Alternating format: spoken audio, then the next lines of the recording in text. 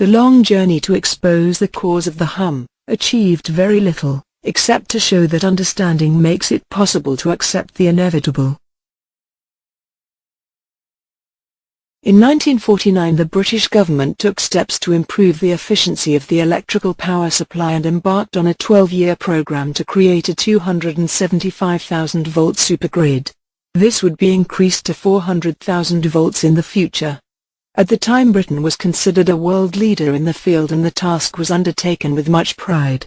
However, this apparently harmless move would result in changes to the environment that would have disastrous consequences. Thousands of people throughout the UK began hearing a disturbing and unexplained low-frequency noise that became known as the hum. It was soon found that this noise had nothing to do with sound waves or hearing, and that the sensation of sound was being produced within the brain. Questions were asked in the British Parliament and a concerned government ordered an investigation into the problem. This was undertaken by the Department of Physics at Chelsea College, but no answers were forthcoming. To this day the problem continues to make news in the national press, where it is referred to as the mystery hum. The hum did not come alone. It was accompanied by a long list of adverse health effects, starting with chronic insomnia, fatigue, tension and other mental and physical effects. Some of these effects would later be defined as individual illnesses such as ME, also known as chronic fatigue syndrome.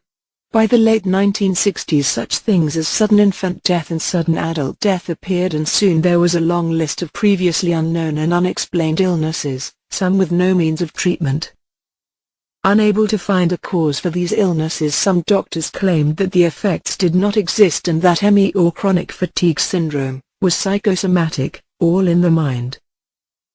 The British government ruled that cot death was not an identifiable illness and forbade its use on death certificates. This effectively removed cot deaths from the national statistics.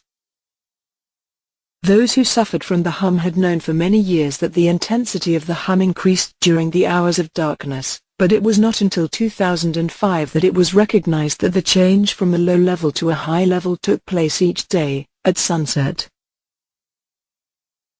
This was most important, for it is proof of a link between the hum and the ionosphere. Investigation of the energy coming from the ionosphere showed that it is neither electric nor magnetic, but it does interact with matter that in a state of rotation or vibration. This can be used to detect and measure the waves. The most important observation is that the gravity waves have exactly the same frequency as the electrical mains supply, and a link between the hum, the mains, and the ionosphere has been proved.